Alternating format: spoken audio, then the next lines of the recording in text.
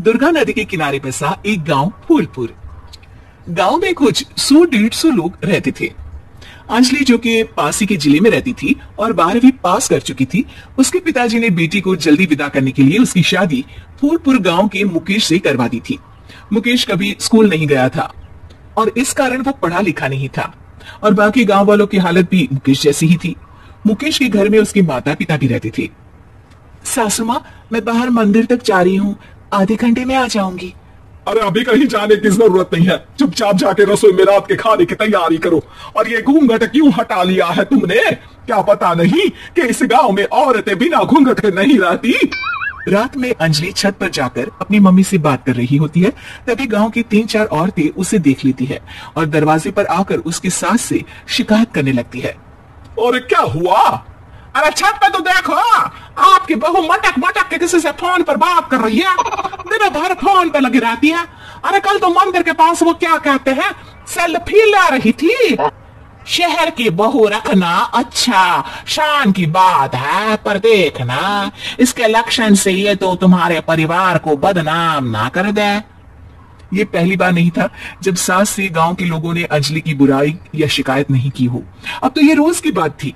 अंजलि ये सब सुन लेती है। जब वो नीचे जाती है तो मुकेश भी वहां आ जाता है। सास कहती है, बेटा, लोग घर आकर शिकायत करने लगे हैं बहू के कामों की, देख लो। पति हो, संयम से रखो इसे। माँ जी, मैं तो अपनी माँ से बात कर रही थी, क्योंकि यहाँ कोई बात करने लायक ही नहीं है और अब मैं माँ के पास ही रहूंगी। वहाँ क्या रहना, वहाँ बाहर के लोग तो ठीक है, पर घर के लोग भी इज्जत ना दे सके। अरे नहीं नहीं अंजलि, ऐसा नहीं है, धीरे धीरे सब ठीक हो जाएगा, तुम फिक्र ना करो। अरे बस कुछ बोलना ही नहीं है, सर पे चढ़ा रखा है बहू को। सास मुकेश की नरम बात सुन के वहां से मुंह चढ़ाकर चली जाती है। मैं तो कहती हूँ हम दोनों शहर चले जाते हैं, मैं पढ़ी लिखी हूँ, मुझे वहां नौकरी भी मिल जाएगी और थोड़े दिनों में आप भी वहां कुछ काम ढूंढ लेना। अरे नहीं नहीं अंजलि, हम यहाँ ना गांव का खेत, माँ पिताजी को छोड़कर शहर नहीं जा सकते। माँ पिताजी को कैसा लगेगा और गांव वाले क्या सोचेंगे?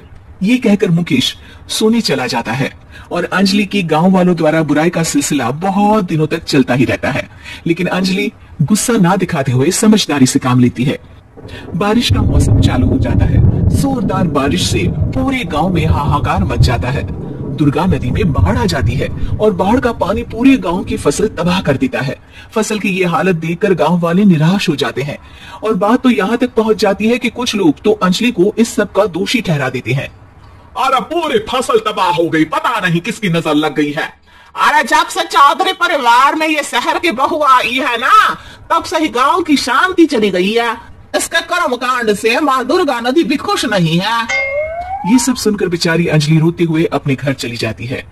कुछ दिन बाद सभी गांव वाले अपनी फसल का मुआवजा लेकर अपने अपने घर आते हैं। मुकेश भी 1500 लेकर आता है। अंजलि को जब पासबुक दिखाता है तो अंजलि हैरान हो जाती है। अरे ये पासबुक में तो उन्होंने 4000 की एंट्री करी है और आप उसे 1500 दिए? सच में? अरे वो सरकारी अफसर आपको बेवकूफ बना रहे हैं।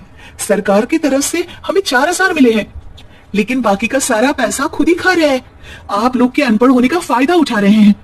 ये सब सुनकर मुकेश परेशान हो जाता है, लेकिन अंजलि उसे हिम्मत से काम लेने को कहती है और सुबह होते ही मुकेश को पंचायत कार्यालय ले जाती है और साथ में गांव के और लोगों को भी। आप सरकारी बाबू क्या गांव के लोगों को बेवकूफ समझते हैं?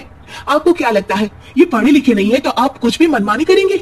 ये बेचारे दिन रात इतनी मेहनत करते हैं, ये हमारे अन्नदाता है और आप इनके साथ ऐसा धोखा करते हैं। अरे क्या बके जा रही है ये लड़की, किस धोखे की बात कर रही है? अपने कांड करके नदी माँ को नाराज करके हमारा नुकसान करके इसे चैन नहीं मिला क्या? सरपंच जी, इन सरकारी बाबू ने मुझे बेवकूफ बनाया है और मेरे हिस्से के पैसे खुद चट कर गए।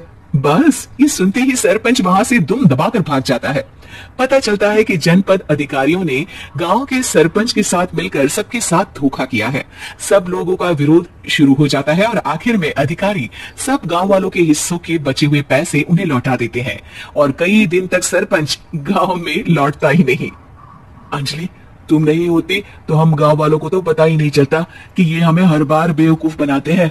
हाँ हाँ अंजलि बेटी, हमें माफ कर दो। हम सब तुम्हें बुरा भला कहते रहे, लेकिन तुमने ही आज हमें बेवकूफ बनाने से बचाया है। हमें तुम पर गर्व है बेटी। अब समझ आया कि सरपंच तुमसे नहीं तुम्हारे पढ़े लिखे होने से नफरत करता था। क्यों ना इस बार हम अंजलि को ही सरपंच पद के लिए चुन ले, क्या कहते हो गांव वालों? पढ़ी लिखी सरपंच। बस पूरा गांव अंजलि के लिए ताली बजाता है और अंजलि की सास उसे खुशी से गले लगा लेती है।